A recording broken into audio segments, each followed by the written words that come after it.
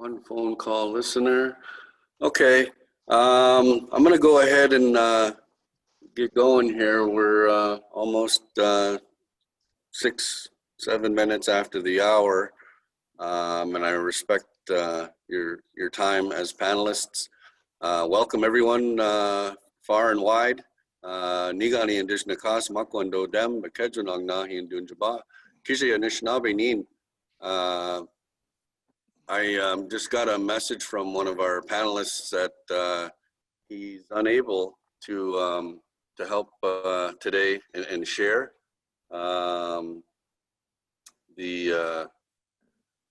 He's sending his, and how honored he is. Someone's got disturbance here. Okay, he's gonna smoke pipe, and he's thinking of our families and our communities, and the instructions given to us as a people, and just saying, "Be good, my friends." So our thoughts and prayers are with Abraham Bearskin, who's not able to make it today. It's something I'll share real quick about my path into this role of a men's program facilitator. Having been here a long time at Atlohsa, we were chosen as a pilot site for this men's initiative that would eventually be recognized by the corrections, the Ministry of Corrections and Services. And what that means is our program, which is based on the 7 grandfather teachings of the Anishinaabe, are understood to have the tools that are needed in looking at the self, looking at the path. And I remember, one of the things that we're taught in order to have, our belief system, it controls our feelings and emotions and decisions. So if you don't have that strong belief system in whoever you are, in your identity, in whatever nation you come from, then it's going to affect your understandings and your living and your decisions in life.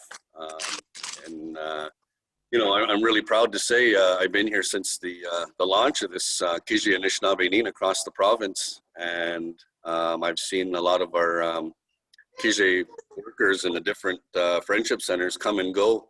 And it was about 7 years into this where the 4 pilot sites rippled into all of the friendship centers across the province. And, being able to be a part of a small part of that is something that I'm really proud of. And knowing that work is important, not just being someone who parole and probation officers are sending as mandated programs for individuals, but just to wear that title. I remember when I started, the executive director at the time here said, "Here you go," and she handed me this notice saying it's time to start your bundle. It's time to start doing this. And I questioned that.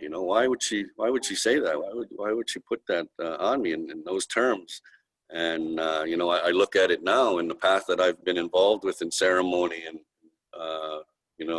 in my own understanding, being able to look at the things that I've done and understand that they had to happen, that I had to learn from those things. It was really an eye-opening shift of life changing.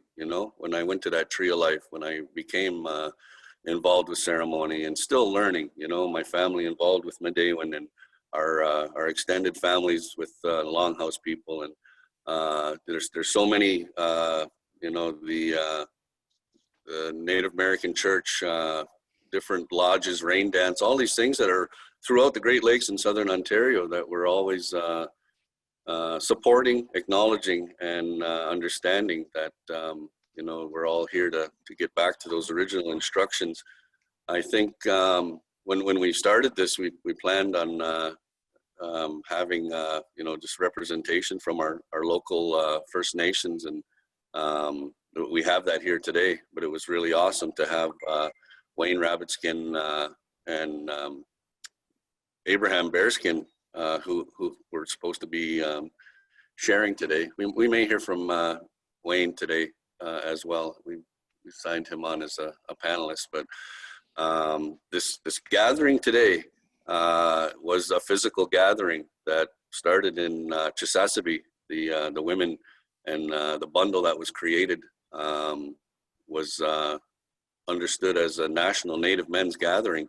And the agency here at Atlohsa hosted the second year, and then it went up to Cochrane or North Bay. I'm not sure which one, the Friendship Center up there last year, and it was to go to Winnipeg this year.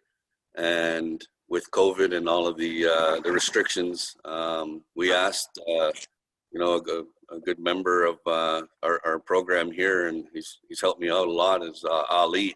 And, you know, we asked if we could host a virtual edition of doing this. And from that has stemmed a lot more of ideas and stuff that I'm just so grateful for, that we can still continue to engage our men and give them that space, that platform to share, to know that there's a place of trust and truth and honesty. And when they're ready, you know, when they're seeking those things, you know, we have that for them.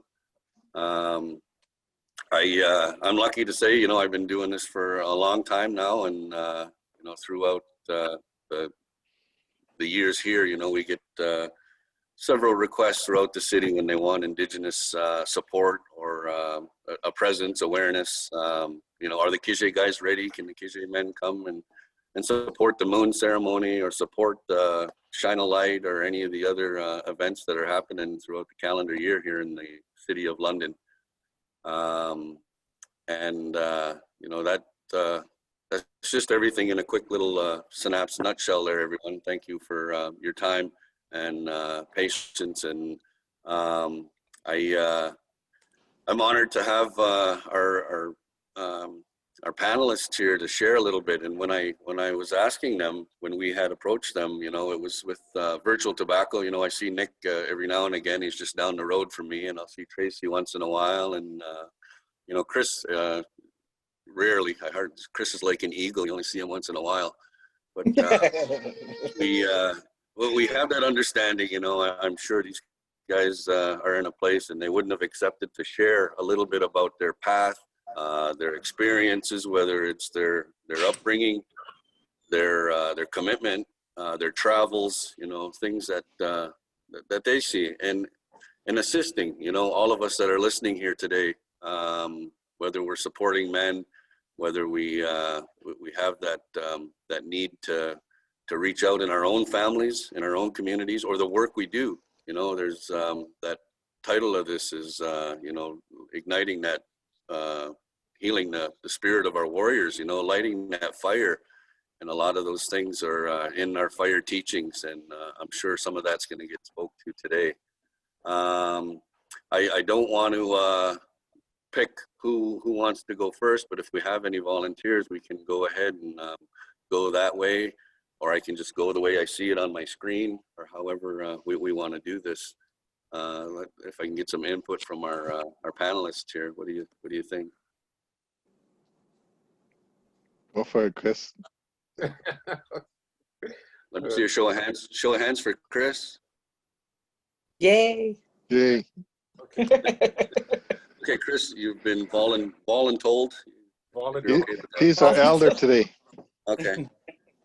Well, Siguli Sigwig, the was like young get Sogwali on your dog. Yowat go Sogoyan Dizos. Yowat go Poloksots. Hey, go to go. Just want to thank the Creator for this wonderful day, and I want to thank our grandfathers for also being here with us. It's our grandfathers that gives us those that opportunity to share the teachings and the knowledge that they have given us. Myself, I've been working in the helping field since for 31 years. The actual addictions, I've been working in addictions for over 28 years. The thing about it is, like when I guess we often say when we woke up, and when I woke up, the Creator made himself real. So and that's pretty much what I tell a lot of the guys that I come in contact with. And one of the things that I really fully understand is that the Creator is real. That, you know, especially when I look outside in the morning and I see the leaves on the trees and the green grass and the singing of the birds. The only one that can really make or do that is the Creator. And you know, I'm very grateful that I was able to be raised by a very wise person when I was small. And that individual I talk about a lot. And that was my great grandmother. And my great grandmother, she spoke the language, and every night I could hear her praying in our language. And she'd always have, and I'd see her smoking her little corn husk pipe. And one time I'd seen her come down and I'd seen her praying and, you know, smoking her pipe and praying and just calling on Sagoyandizos, the Creator, and asking for all those things. And you know, being able to be with this wise person, she taught me about the difference between right and wrong. But as I grew and as the Creator called her home, I lost that emptiness for quite a few years. And I did, you know, just like everyone else, I went into the alcohol, into the drugs. But it wasn't until 1984 that I opened up my eyes and opened up my heart, because the Creator, what he didn't just heal me, but he saved me from taking my life. And, you know, we hear of so many statistics throughout this, you know, country, and it's our people. And I just basically told myself that day when I was going to take my life was, you know, I'll just be another statistic. But it wasn't like that, because the Creator, he had heard people praying, which was back home. And where I came to understand the Creator was out west, out in Alberta. But I did make myself made myself get home, and I really thank the Creator, because he told me when I heard him speak to me, he said, "Your destiny isn't your own, for it belongs to me, for I have work for you to do." I didn't understand that at first, not until I was working in our neighboring community of Chippewa as the alcohol and drug counselor. And here I sat there, and all of a sudden, as I'm sitting there getting ready to do some work, this had to be probably about 1993. Sat there, and all of a sudden I realized, and all of a sudden I started to cry. Tears started coming down, and I started realizing what the Creator meant. Now he's got me working in what he basically cleaned me up from the drugs, from the alcohol, and through that, you know, sending me back to school, getting my understanding, and, you know, going to college, going to university, and then finally coming to that point as working and seeing and helping people, helping our men who were unstable. And we call it, you know, they were wounded warriors. You know, they were finding them in the prisons. We were finding them in domestic violence in their homes. But one of the great things is that they began to start knocking at my door, began to start seeing things, began to turn their lives around. And you know, today I've worked in both my wife's home community of Chippewa and my home community, and I even had the opportunity to work in the prison and up in Joyceville Penitentiary. And I remember hearing one individual that was up at the institution there. I remember him coming up to me and he says, you know, I always wanted to talk to you.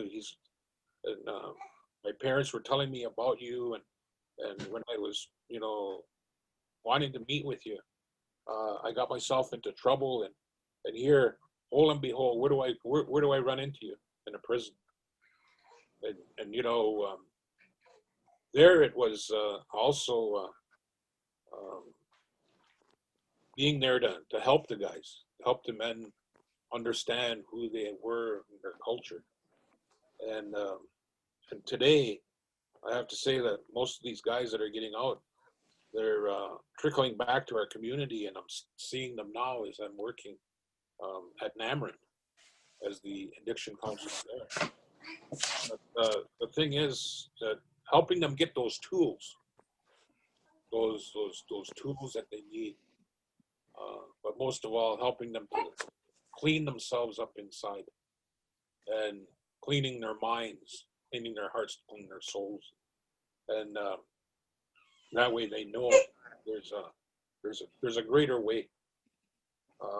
I've had the opportunity to travel across all this beautiful country of ours and see all of our different people, and it's with that I give honor to my great grandmother, even though she's not here, but I give honor to her because she's the one that was instrumental in where I am today. And with that, I'm grateful that I'm here on this panel as a Hungwe man, and being able to share my story, to share, you know, the work that I do, and continue. You know, they say that our work isn't done until we close our eyes, and the thing that we have to begin to start doing is give it you know, as much time as you can to helping those men and women. It's you know, because even the women, they need some counseling as well, but most of all the men. And I say, Yawat go. Anybody have any questions later? I'm going to be here. So turn it back over to you, Dennis. Awesome. Okay. I think, yeah, once everyone is shared a little bit, we'll open up the question and answer, and I'll ask each of our guests to maybe share their best way, if any, to be contacted in a good way, in a respectful way. You know, we always are reminded you're asking of knowledge or teachings or anything like that. You know, we have that tobacco, and I'll let these guys decide how they want to be connected or contacted with after they share. That was beautiful, Chris. Miigwech for those words. Over to Nick or Tracey. You guys want to flip a coin? You can go. It's Who's okay. the elder? Go ahead, Nick. Nick. Go. Come on. You're an elder. So is Nick. He's paddling some rapids behind him. So. Yeah, I know. Swimming. Just a moment here. Maybe you better start because I have construction guys outside who are okay. working on my house because I'm living in my trailer with no electricity and off the grid, and they're asking me to come over there, so I'll have to come back in a few minutes. Okay, so maybe start, Tracey. Okay, no Okay. problem, Nick. I'll put. All right. So Bojo, Wabas Gisko Niken Kai Tapit Nishnakas Makododam Dunjaba Lenape Nation, Lenny Lenape Nishnabbe Koyan Dow. And what I said is my spirit name, which means polar bear woman who's looking ahead. And the extension of that is from the water. In Bear Clan, in the nation I come from, is the Lenape Nation, Delaware Nation, Moravian town, and it's near we reside off the Thames River. But also I want to acknowledge my my mom, because we follow matriarchy. My mom is she is from Cape Croker First Nations, and my grandma's from Whitefish.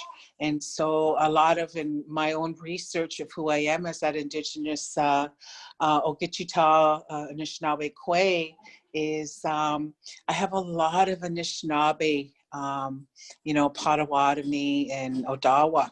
And so it's really interesting how my life teachings through different places in my journey that took me to researching who I am as that Indigenous woman. I have 2 sons and a grandson, and I have a granddaughter. And so you may hear her in the background. And it's awesome because hearing those voices, hearing those little ones is the reason why we're all here. Is for our future generations and our future granddaughters and nieces and daughters, because I'm an advocator, I'm a supporter for men's healing and supporting my brothers from a holistic way, worldview, and looking at everything and holistically, is they are part of our circle, and I believe that they need the support of us women too. They need the support of the aunties, grandmas, and sisters. And so a lot of my work that I do is helping and being part of helping them to learn that self-empowerment, that that inner healing and what they need to do for themselves, and I love I'm supporting them. I love being part of this. And some of the work that I do is that I did a lot of work in researching about, I wondered why there was a lot of information on missing and murdered Indigenous women and girls. And some of the work that I did, I looked into missing and murdered Indigenous men and boys. And I started seeing more statistics that were much higher. And so, so I thought that project was really important to be there and support them and ongoing. So I work with other grandmothers' voices and supporting all of those things that we need, that our men need from us grandmothers. Working with Dennis and at various different things and helping our men. Chris too, it was really good to see Chris, because way back when I was just starting on this, on learning what it is to be a helper, I had an opportunity to work in the super jail and Brantford Jail in our Brotherhood program with Richard Porter and Kelly Curley and Tony Bomberry, and lo and behold, there was Chris. And so it was really good to be able to see your face today, Chris, because the work that you do and helping our Native Brotherhood is it just feels really good to know that you are there at the Friendship Center doing all that amazing work. And it's important that our Indigenous men voices are being heard. They have a place in that circle as in their roles and responsibilities. They have a place in those in that family unit as uncles, as dads, as brothers. And I truly believe that if it wasn't for men like Chris, and Tony and Kelly Curley way back then, you showed me and what healthy men are. You shared your story with truth of where you came from and where you are today, and to be able to see that you're still blazing that trail for other men to come and to learn and wanting to learn to heal. And and Dennis and Nick and all that work that you do, for me as an auntie and a grandma today, wanting to acknowledge each and every one of you and the amazing work that you do. And, you know, my brother, Wayne Rabbitskin, and he throughout the lifetime of and ceremony, because he's my Sundance brother from a Thunderbird Lodge up around Matheson, Red Eagle, all around those areas. And I was in a place to trust those uncles to say, here's my son. Can you help me? Can you help me? And they took him into their arms amongst other, you know, Nishiyu and men that took him in and helped him and taught him what his roles and responsibilities are, you know, and that's what that's all about.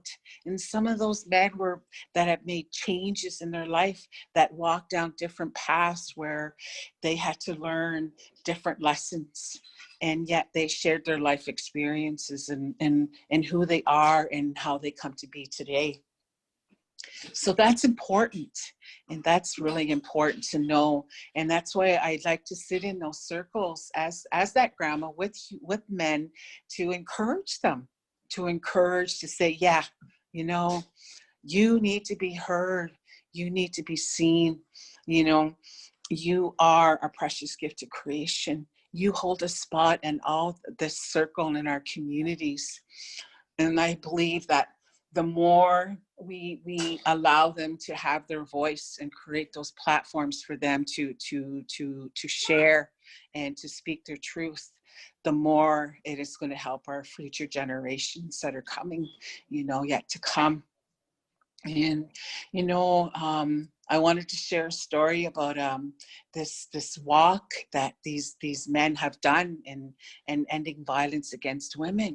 And it's not just all about our women. It's about how it came from that healing journey in 2016, I believe it was, in April, where men gathered together and they got together and they made this walk to Sarnia all along Lake St. Clair, and the healing that happened, the coming together. And what came and what they shared was, it was not just for making direct amends with women, but also making those direct amends of our mother, the earth, you know, the healing of our mother, the earth. And, you know, acknowledging our grandmother, the moon, acknowledge all in that female energy. And it was really beautiful when they all came that one morning to the sacred fire, and they all joined together, because all the grandmothers and aunties inside that room, they all got together and they gathered a circle. They all did a circle. And each of these men walked in one at a time. And they got to go around the circle, and they were hugged, they were acknowledged. And some said, I love you, thank you. You know, to hear that message from the women, to me, that's empowerment. To me, that's acknowledging and giving them a place that they know they exist and they're part of creation. And to me, that is what my role is too, as a grandma, you know, as an auntie and a sister, is to be able to be there to help, to be part of that. Not to do it all, to be part of it, you know. And that was a really beautiful moment. And so I was sharing with Dennis. He says, I don't know what. He goes, yes, share with the group, share it during this conference's gathering. So we want to plan on November 30th, because it's ending violence against women. What's it called? Light the Light, or Lighting the Light in London? Shine light. Shine the light. And so we're having conversations, because I sat in the men's group. Thank you so much for honoring me and allowing me to be part of that on a sharing circle. And I heard their voices. They said, we want to do another walk. We want to do another walk to continue this. And so I heard them. I heard what they said. And I says, okay, So praying, you know, with spirit and saying, okay, you know, grandmothers, lead the way. How can we make this happen for them? Because this needs to be. So that's the plans. We're gonna move forward and make this happen for the men to have a walk in honoring and acknowledging ending violence against women, but also the opportunity for these men to be seen and to be heard and know that they have a place, that they are precious gifts of creation. Ooh. And that, you know, and this is some of the work that I love to do. I enjoy doing. And it's going to be ongoing work. And I think I'm finding myself stuttering and looking for things to say. So what's telling me is this is all that needs to be shared for now. And I do have that love and kindness and care for each and every one of you. And as I sit with other grandmothers, and as we continue to share our voices, I will ongoing continue to be that voice to make sure that each of you in some way or another have that voice to be to know that you matter, to know that you matter, and that this ongoing work will continue as I continue with my brothers as well. Oh, kanagana. Oh. Miigwech, Anishik, Tracey. And yeah, it's, you know, every time I'm in conversation with Tracey, boy, we can just keep going and going and going because she's just oozing with that positive energy, and it's contagious. And I want some of that all the time when I talk with her. But we were talking right before we went online here, and she works for the city here, and it's in the process. It's not confirmed, but I said, you know, with or without the city, we can do this on our own, and we're going to plan it and shine a light, Kizhaay and any of the other supportive initiatives in the city here will make a route. Again, Ali was influential in all of these talks. He's listening right now. But yeah, maybe it's the perimeter of the city. Maybe it's an A to B. But we'll figure that out, and we'll do it with all rules and social distancing and whatever we have to get that message and awareness across. And yeah, that's miigwech to our Ogichita here and Ogichita Kwe and everyone listening. Just keep that in the back burner. We'll be planning something. Nick Deleary. Yes.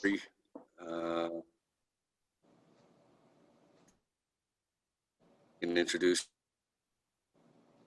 yourself. Anishinaabe. Is the screen frozen?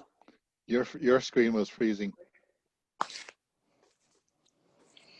Okay. Yeah, I see it. Yeah. My internet connection is unstable, it says.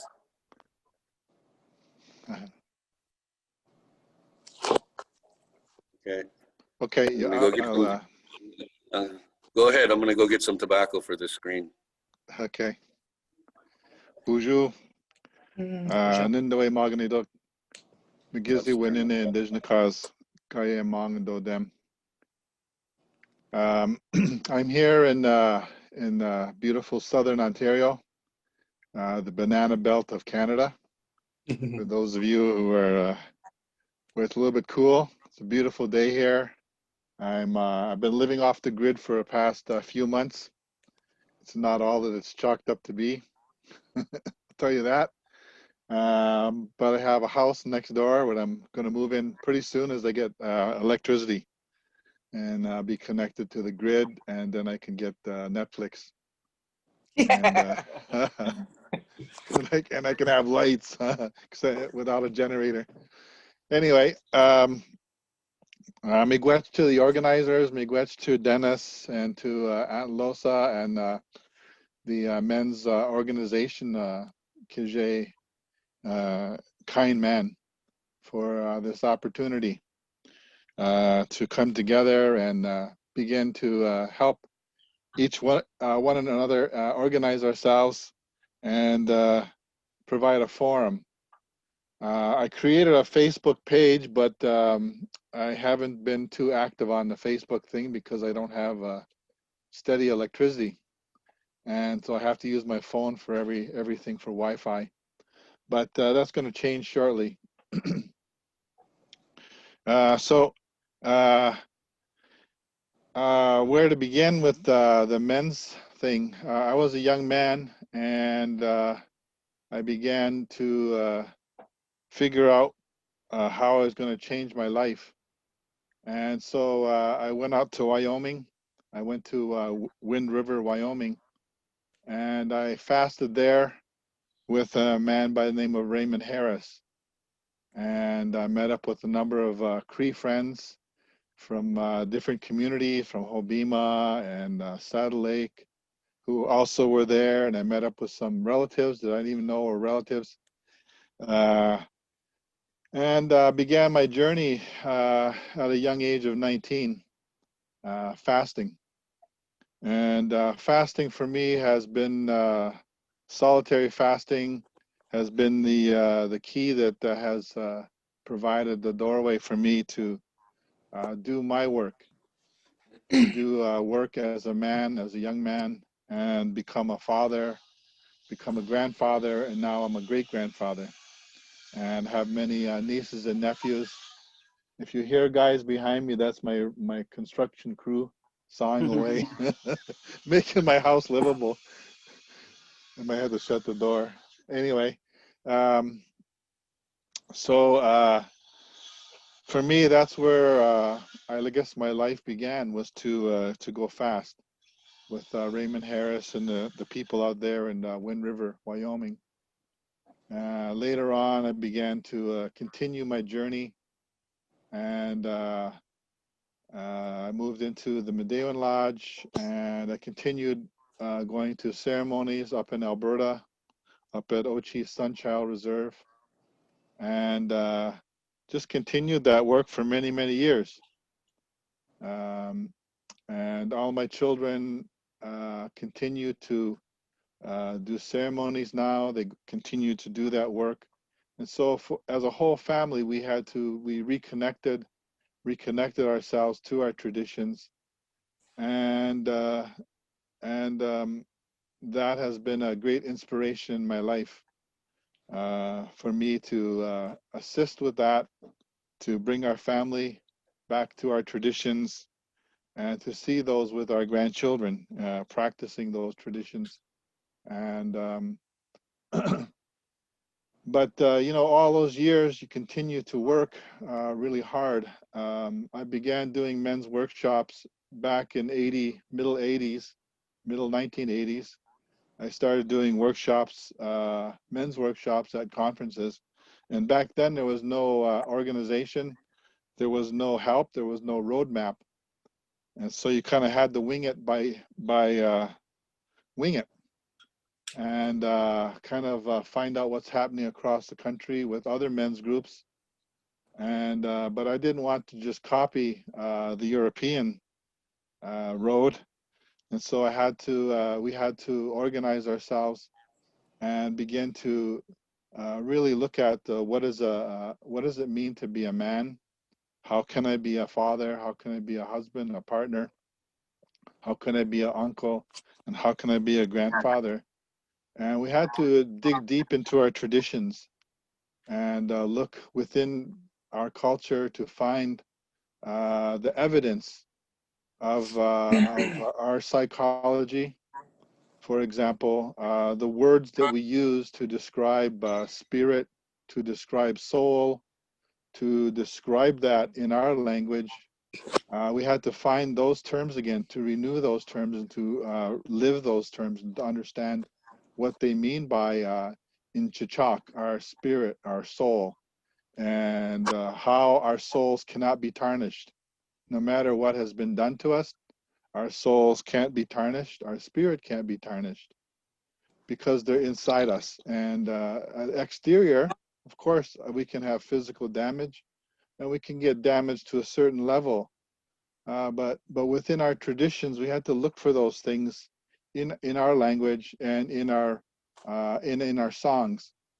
And by doing that, we were able to find the evidence of what it means to be a man, because it's within those traditions. If it exists in the language, if it exists in the word form, then therefore it must exist as a concept, as a conceptual concept. The whole thing about the soul, the spirit of a person, exist in our language. So our languages are very, very old. And so therefore it must exist.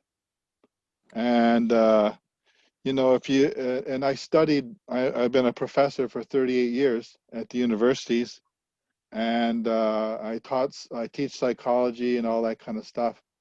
And, you know, in psychology, in modern Western European psychology, they're so far behind us. Seriously, they're way behind what we can do, what we have been doing in terms of our indigenous psychology, in terms of our indigenous knowing. They are so far behind us. They don't even get into dreams. If you go down to the university and you talk with the people in the psychology department, they're just starting to have a department of dreams, of dream psychology.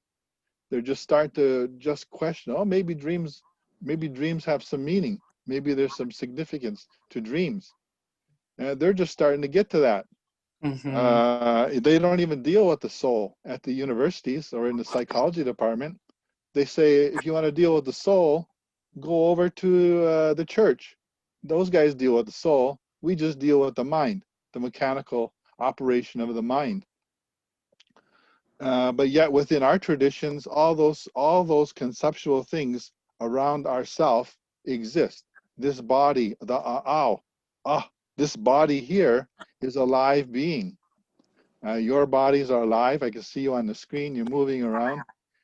And so what is it about this person, this spirit, this body, this energy, this form? What about our dreams? What about our psychology?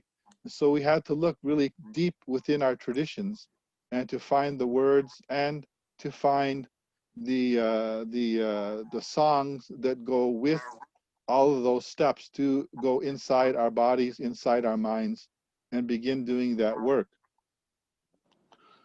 And so we began doing those workshops one by one, year after year, in different communities, different conferences. And you know what happened is that for many years, for me, the ceremonies continued to play a significant role in my life. But eventually, you know, people come to your door at 2 or 3 in the morning. They need help. Somebody comes in the morning at 4 in the morning. They're driving up to your driveway and they're all tore up, drunk, and they want help. Some people are right at the edge of suicide. And so you keep putting out, you keep giving yourself away. And it took me many years to figure this out. It took me I'm now 64 years of age. I'm going to be 64 this year. And it took me many years to figure this out, that I couldn't keep giving myself away. In ceremonies, in being a father, being an uncle, being a grandparent, I continually gave and gave and gave over many, many years. And you know what I didn't do? I didn't take care of myself. I fasted. I continued to fast. I continued to go to Sundance. I continued to dance, and I continued to go to powwows. But I didn't take care of the inside things, my work. And so there was some things that eventually those things catch up to you. All of the hurts that we all have encountered, the traumas that we never dealt with, we never fully dealt with some of those traumas, begin to catch up to you. And for me, it meant a breakdown of my family, my marriage. I had to move away. I had to find myself again. After many years of giving and giving and giving, I had no more to give. I couldn't do any more workshops. I couldn't do any more public speaking. I couldn't do any counseling. I couldn't even go to ceremonies. I just felt completely lost. And so I had to really consider and think about my life. And for me, I was starting to get sick. My cholesterol was shooting through the roof. My blood pressure was shooting through the roof. And it was about 6 years ago that I finally convinced myself that only I can take care of myself. I had to do something for myself. Ceremonies weren't doing it. Sundance wasn't doing it. Go to another Sundance, still wasn't there. I'd go to ceremonies, continue to go to sweats, continue to do sweat lodges. And so I had to figure out what's wrong. Why am I getting sick like this? Why am I overweight? Why am I losing the strength in my body? Well, getting a little bit older, I got some gray hair. That's obvious. But something happened there about 40, 45, 50. All my muscles went down and used to look like a buffalo. You know, all up here, the strong and the muscles up on the top, everything went down. Gravity gets everything down. we all become landfill at some point. Anyway, so I had to really seriously, about 7 years ago, seriously look at everything about my life. And then I began to make a plan. I had to stop giving away. I had to stop all that and concentrate on myself. And at that time, epigenetics was just coming into some understanding. Modern scientists, modern chemists began to explore the role and the significance of epigenetics.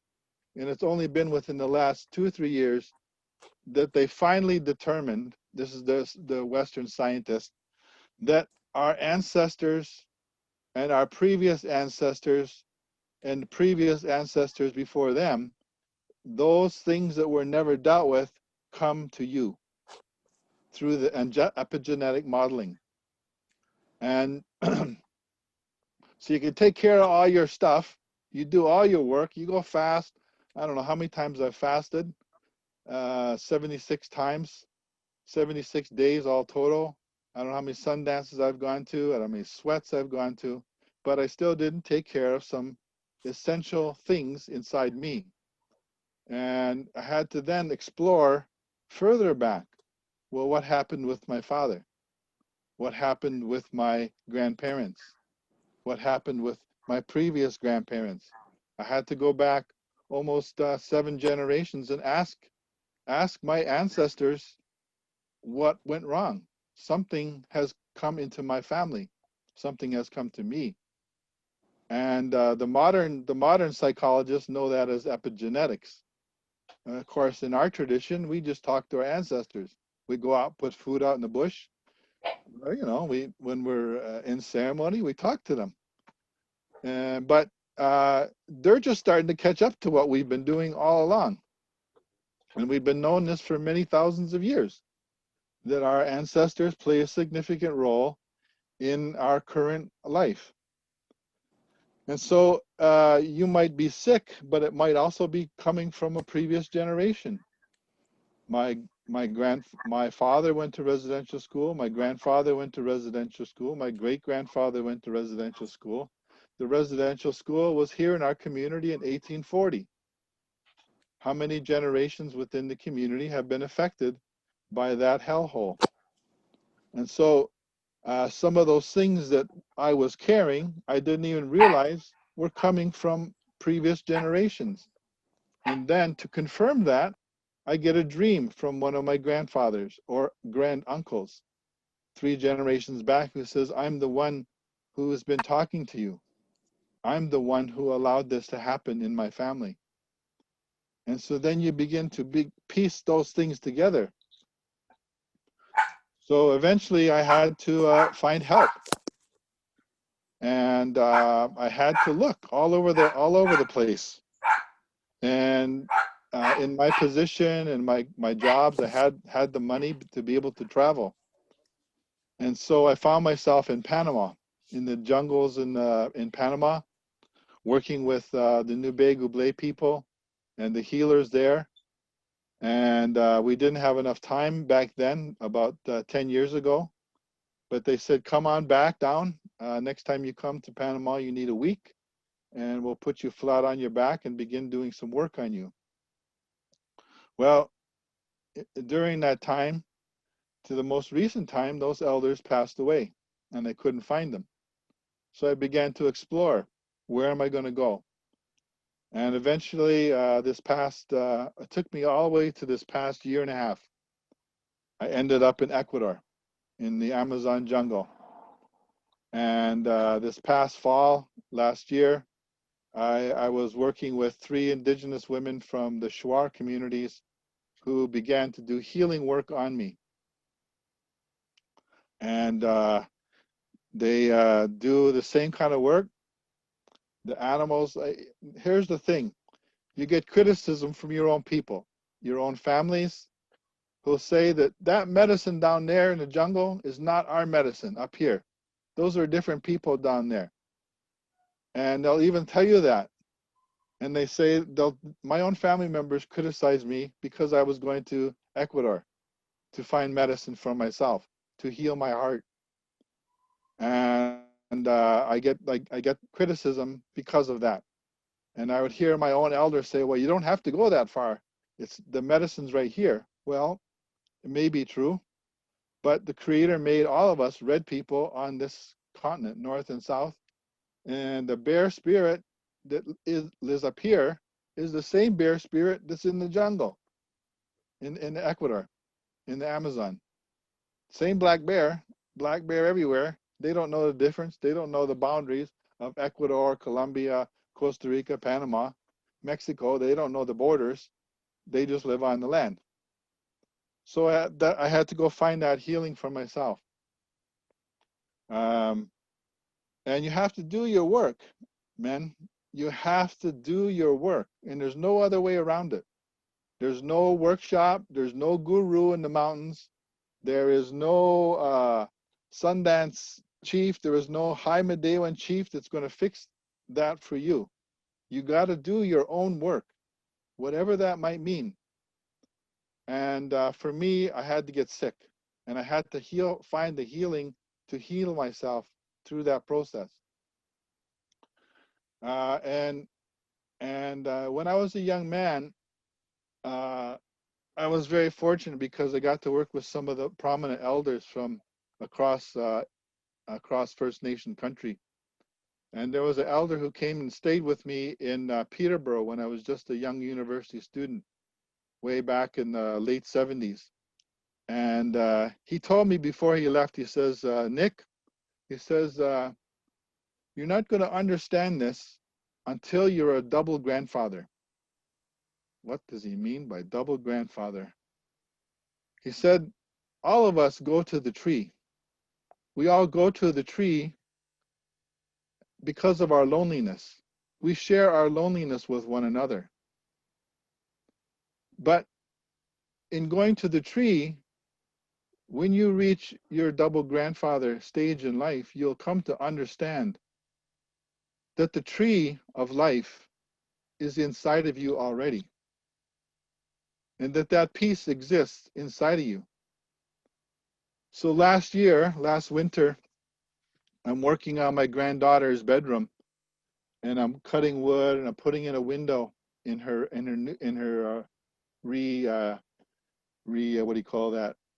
renovated bedroom, because she's going to have a baby.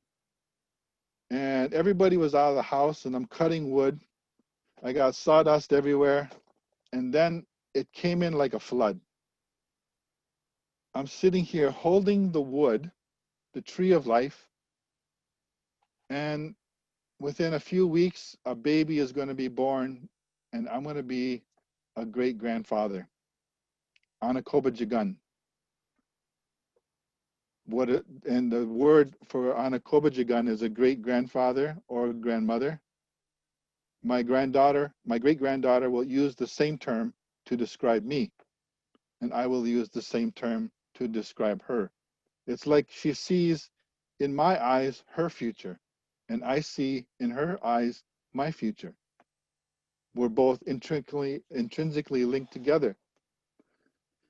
And it took me all those years And it took me a lot of work, serious work, outside of ceremonies, outside of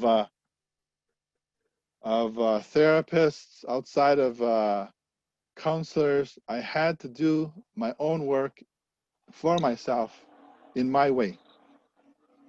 And so I mapped out a blueprint, and I have some how I did it, but it's a blueprint, and I hope that other young men and men will be able to learn something about how to do their own work, because you have to do it, guys.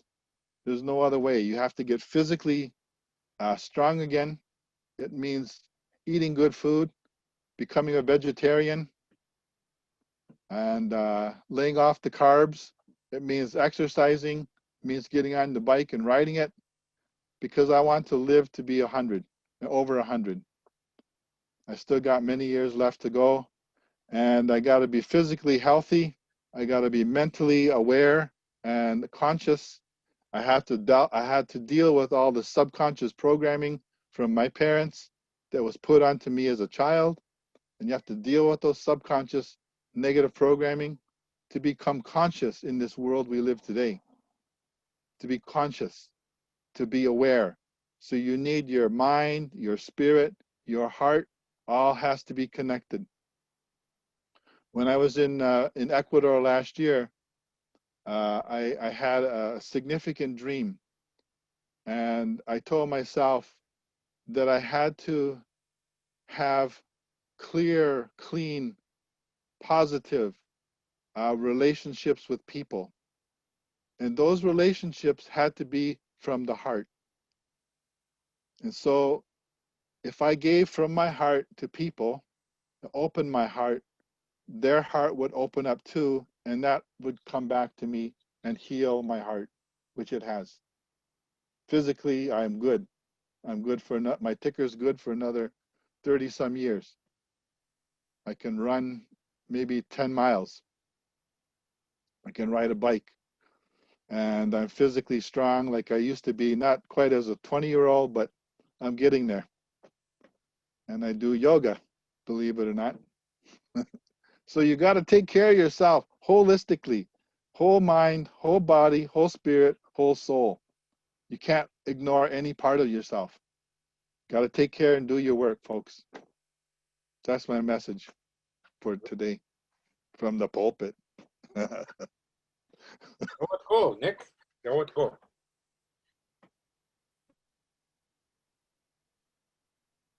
Very positive and very good words. Regrets. Oh, Oh, yes, that's always get so much, and Nick's just skimmed the surface on a lot of the things that he touched on, but I really want to acknowledge that that key point that, you know, we have to do the work. These things don't just come as gifts or because you walk into the doorway or, you know, you're a helper. And you know, we see a lot of our community, men and women, who are just at that edge. You know, they want it, but that commitment piece and the work that it's going to take is that decision right there of whether that healing does come. And I remember many times, you know, I've heard Bedwaywadan say, if you believe in the healing, it'll happen. If you believe in the work you got to do, it'll happen. And a lot of us are fortunate to get to do that and see it and live it and be a part of that. My IT lady is listening. I think she's in the other office there. But if we can just go around the circle here, is Wayne still listening? Can you hear us, Wayne? I'm here, but my camera is facing up. You can see that I'm moving around back here, but my camera. I'm not mad, but I'm not mad. As you can see, I can hear my laugh, but I'm not laughing on the camera. Send a picture of him. Put it on there. Okay. You know, if it's okay, Wayne, I'd just like you to share about how this this National Native Men's Gathering came to be real quick with our listeners. Just something real simple, and thank you for that message from Abraham today. I shared with everybody, his efforts, what he's going to be doing. Okay. My name is Wayne Rabbitskin. My spirit name is Nimsubiashi Shabao. Chayaga Duda Bear Clan. I'm from the Cree Nation of Chesapeake. And how it started was where do I begin? I've seen a lot of the damage, like Nick was talking about, what I have caused in my life and the people that around me, and I see alcohol. And when you look back at the generations, like Nick has said, like my father was a very violent man, and my grandfather was also, my late grandfather was a very violent man. And the term that they use today was today in psychology or in therapy is intergenerational trauma. So a lot of trauma was not mine, but I took it as my own, and I started to believe that women were to be treated as less than, to be at home, to have a less of an authority or say in any political forms. And so I believe that, and that's how I treated women. And so I started looking at that, and I wanted to make amends. What I did was I started approaching women, and I started approaching men. So we decided to have a walk from my community to Mistissini. They had a conference there. The Cree women of EUSC had a conference there. They held a conference, about maybe 200 women. So we did our walk. It was a little over 1,000 kilometers. So we brought an apology statement to them. And just before getting to Mistissini, a few kilometers out, they came by and they were asking us questions. What is it that you guys want? Is there something that you guys need and that we can help you with? And we told them, like, we want, maybe you can help us, like a gathering. We want to have a gathering of men where we could, start initiating some teachings. So they did that. They helped us. But when we got to Mistissini, in the beginning there was 5 of us. But when we got to Mistissini, there was 22 men, and already there was already a movement. And then we said, this is something that we could do. If we could do that and create awareness where we take accountability of our actions, our past actions, and how do we move forward from that. And just like Nick was saying, you have to look at the past. Where do we come from? And what happened to our people? The impacts of colonization.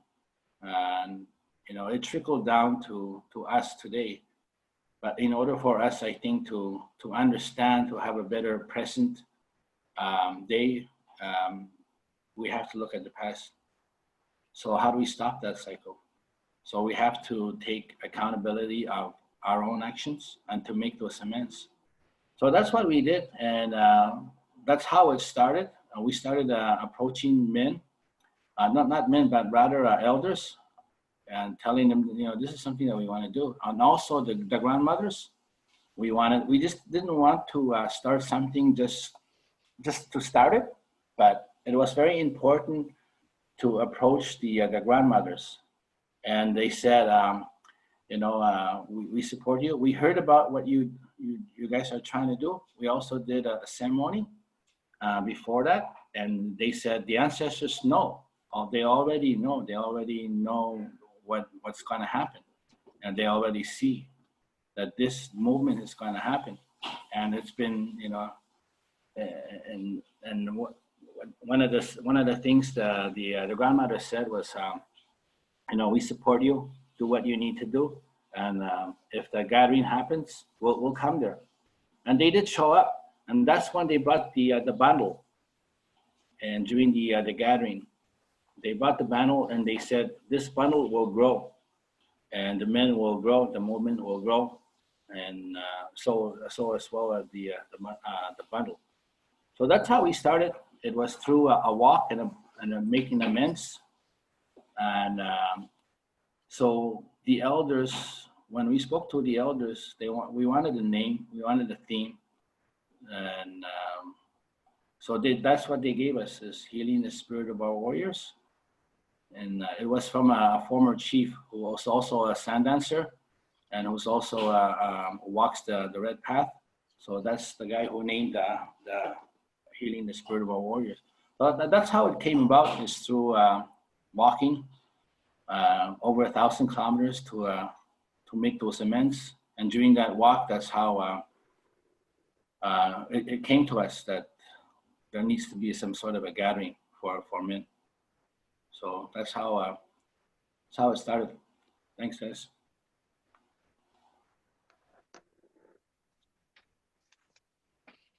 Miigwech for that.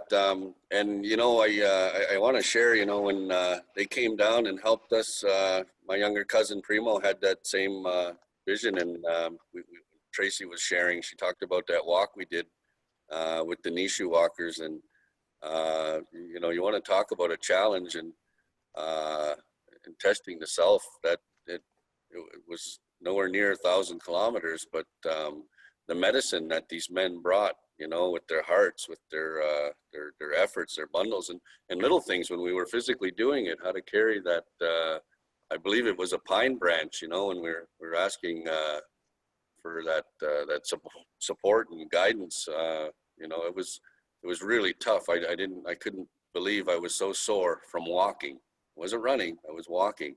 And it was when we got to this conference in this auditorium, hundreds of people acknowledging the effort that we done. It was the largest hugging circle I've ever been in.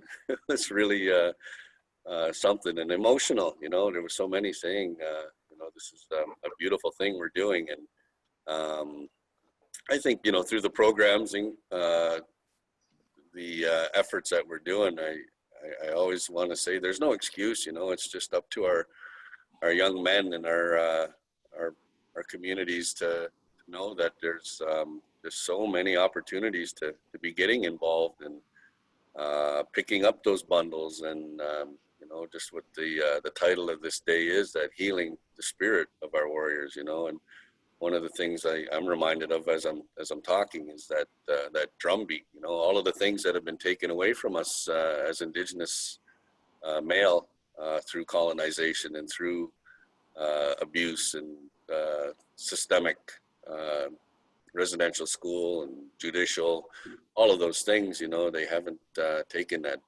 drumbeat, you know. That's one of the things that is growing and very strong in my path, seeing you know, a couple of drum groups in this area to now 4 or 5 in one reserve, and different lodges and different songs and different things that are you know, starting to come at us, where it's not you know, where Nick touched on, geez, that's not our ways, that's not right, because you don't do that, you know. That's a colonialized mentality right there, you know. And all of these things that we carry and our suppressors have put on us, we're you know, much better off to do those simple activities, teachings, reminders, you know. You take the good from that, and that's the way you believe, that's fine, but I'm going to take the good from what you're saying and what you're sharing, just like what we have here today. That was all good that was shared. I'm going to leave my email in the comment section for people, and I am able to get a hold of all of these panelists. And if there's any follow-up or any questions, or you want to fly them into your community for webinars or workshops, we can cross that border. Just so our guys know, and our sister there, I have your addresses, and I'm going to be getting you your gifts and honorariums sent to you. Nick, you just live down the road. I'll be dropping yours off.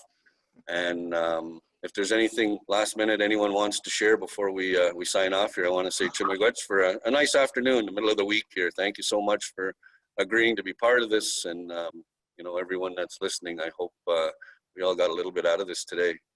I would like to share just one thing, kind of what Nick was talking about, as well as Wayne, being from Chesapeake.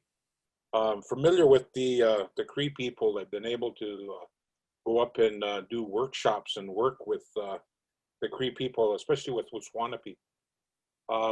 And when he talked about that walk, I remember one day when I happened to be going up there for a week.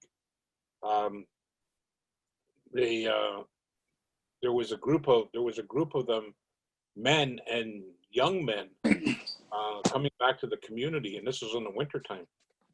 And what they had was they came from walking in the wilderness, and you know, they had to live off the land. They had to walk, and they had to put up their own lodges, and they had to take down their lodges and get it all packed up.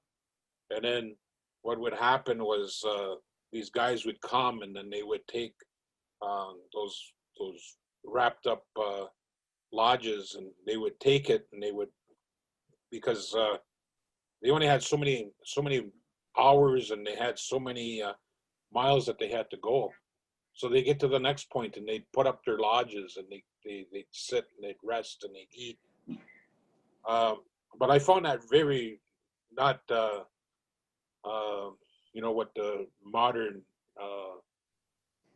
society would say, you know, oh, that was really nice. But I found it really spiritual, because it showed us, it showed both my wife and I this, you know, the teachings, and getting them back, and getting these our young men to be those warriors, and you know, to be examples. Because and one of the things that I was trying to do was I was trying to get a pilot project going, sending our guys from here up to the north, and sending some of those guys down here. The reason being is, you know, when I go up there, at least this is my own self, when I go up there, it's like we're going back in time. Because when we get into our urban centers, what you know, we see all the technology, you know, we see the fast pace, and yet there, you know, there's such peace, there's such that understanding. And I guess that's one of the things too that I want to say to the men that are getting on their healing path. You know, don't give up.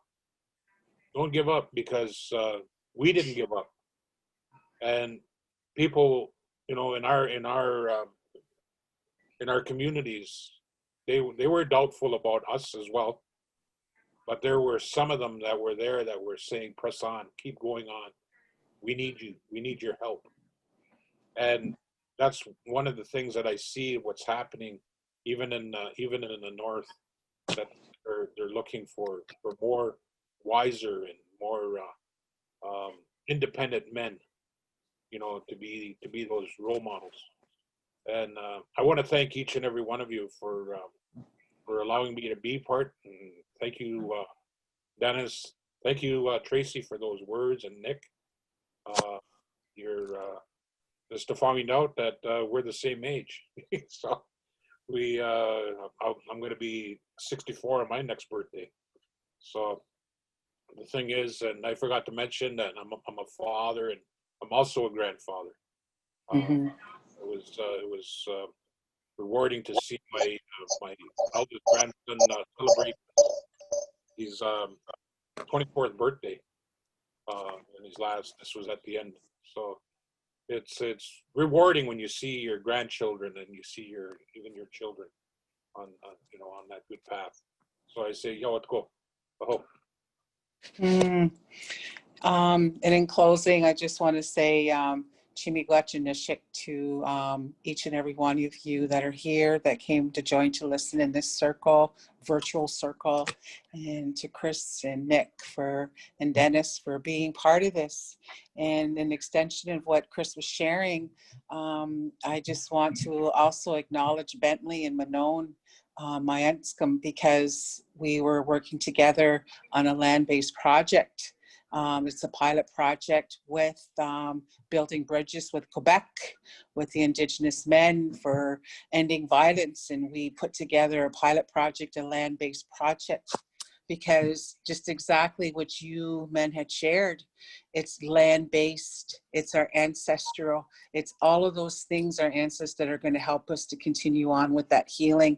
So we are going off the grid with 6 men to go along the trap line, build their own lodges, heal, and allow them to release and let go what they need for themselves. But we get to bring 2 men from Ontario to come with us to do this pilot project. So this is ongoing. And so it's really good to hear from you, Chris. You know, what your vision and dream was back then is continuing to happen in today, and it's moving forward. So with that, I say Chimigwech to all of you. We're all in this together, and it's always feels good to have that interconnection, that interrelation. And I can't see my brother Wayne, but I love you. And it's good to hear your voice. And to each and every one of you, I love you all. Miigwech. Oh.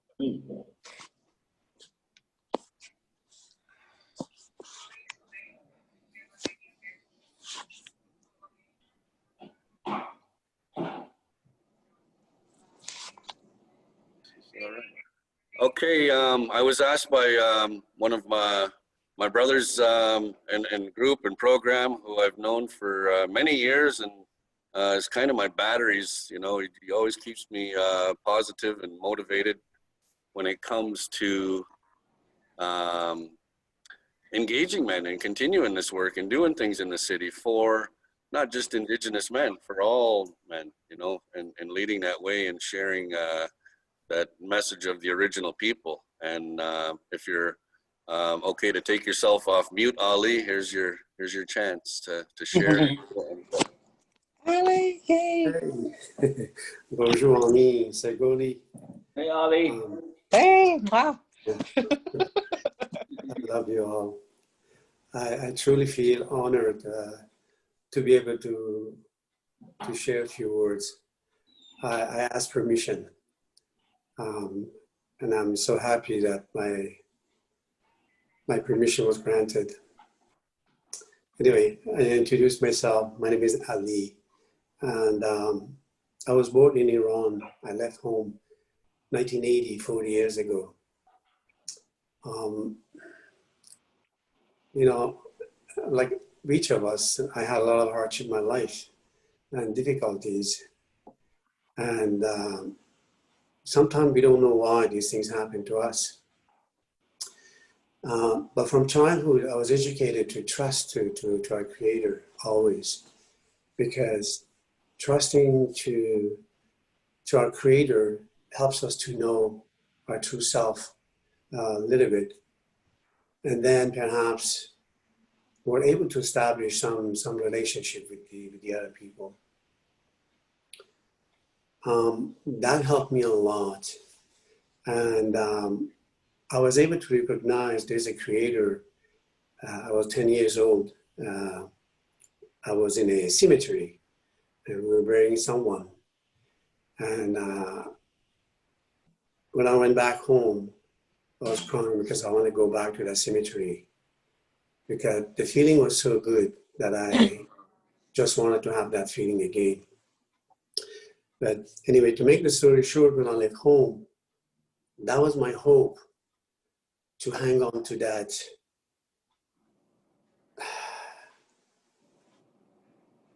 unknown, to know that there's hope. There are difficulties, perhaps there is a reason. And sometimes that helped me to know why those things was happening to me. I was able to see the end at the beginning. But again, I wasn't sure why these things were, because it's not easy when you leave home, family behind, and you're not able to see them again. It's tough. So much attachment, so much love, and suddenly, just overnight, you lose them all. So I traveled throughout Europe, and I came to Canada finally, and then I started to have dreams.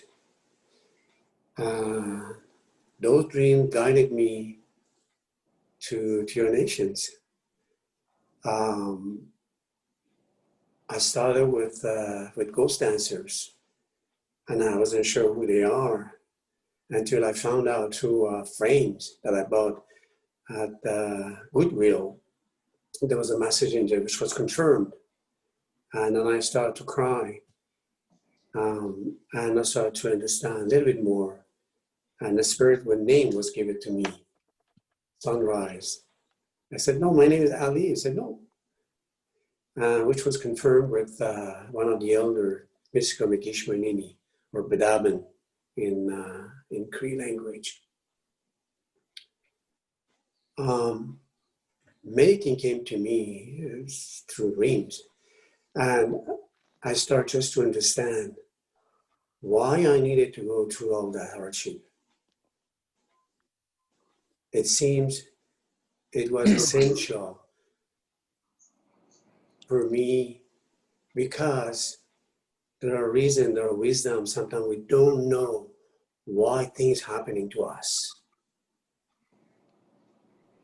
But if there's a trust and we establish that personal relationship with our Creator, then we get to know our true self much better. So this way we're able to establish a much better relationship with the other people. If I do it in the other way, I won't be able to do things for the sake of Creator, and I'll do it for people. Then I create expectation. As a result, I'll be disappointed. And up to today, I still receive dreams. And I love it so much, because it's a way for me to be guided, to understand life and other people. Even our walk, the apology walk, I received a dream. And receiving a gift of a golden eagle feather, and I wasn't sure what it was about. And I had to climb very hard on the balcony and to grab it. And then when I walked, it was hard. And then when I got to that hall, I realized my dream was about those ladies, those beautiful women that I met. My message was to them, they are that golden feather that I had in my dream. So it's a beautiful way of life. So I have learned how to, I'm learning, of course, because nothing is absolute, it's all relative. It's ongoing every day, is a new ways of learning. The journey is not over. But I'm learning how to trust Creator, because the source of all good is trust in Creator. And then it comes to us. So this way, I'm able to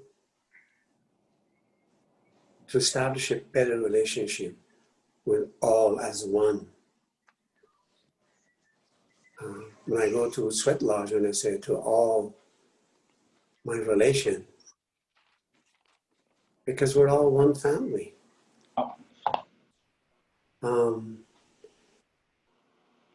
I'm truly, truly happy to be where I am today.